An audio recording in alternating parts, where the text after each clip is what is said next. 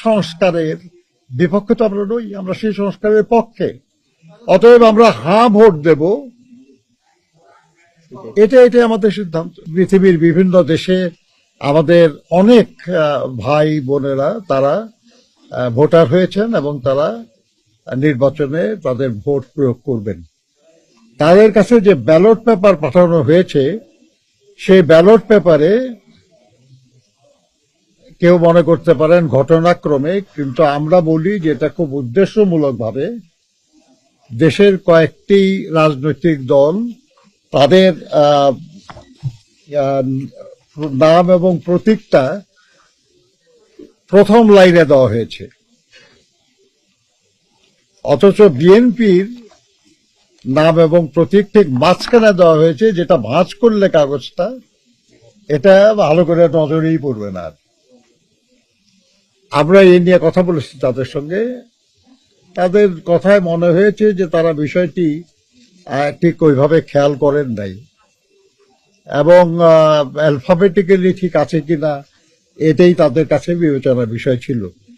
কিন্তু আমরা তাদেরকে বলেছি যে আপনারা এখানে 5টা লাইন করেছেন, 5টা কলাম করেছেন এবং 14টা লাইন করেছেন, যার ফলে 3টি রাজনৈতিক দল, বিশেষ রাজনৈতিক দল, তাদের নাম এবং প্রতীকটা প্রথম লাইনে এসে গেছে। এটা যদি 5টা না হয়ে 6টা কলাম হতো বা 4টা কলাম হতো, 14টার জায়গায় যদি 12টা বা 16টা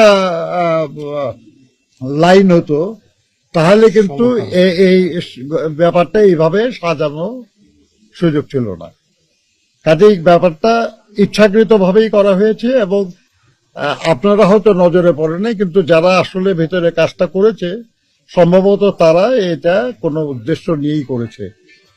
আমরা তাদেরকে অনুরোধ করেছি যে বিদেশে যে ব্যালট পেপারগুলো পাঠানো হয়েছে সময় থাকলে সেটাও সংশোধন করা, আর দেশের ভিতরে যে ব্যালট, পোস্টাল ব্যালট যাবে এবং সেটা এখনো পাঠানো হয় নাই, আমরা তাদেরকে পরিষ্কার বলেছি যে এই কৌশল যেন দেশের ভিতরে পোস্টাল ব্যালটে কার্যকর করা না হয়, এটা যেন সংশোধন করা হয়। আমরা এটাও বলেছি তাদেরকে যে এই পোস্টাল ব্যালট পৃথিবীর বিভিন্ন জায়গায় যে পদ্ধতিতে বিতরণ করা হচ্ছে এবং এটা সঠিক হচ্ছে না, এটা কিছু ত্রুটি হচ্ছে, যার জন্য আমরা দেখেছি যে বাহরাইনে একটি বিশেষ রাজনৈতিক দলের নেতৃবৃন্দ তারা এই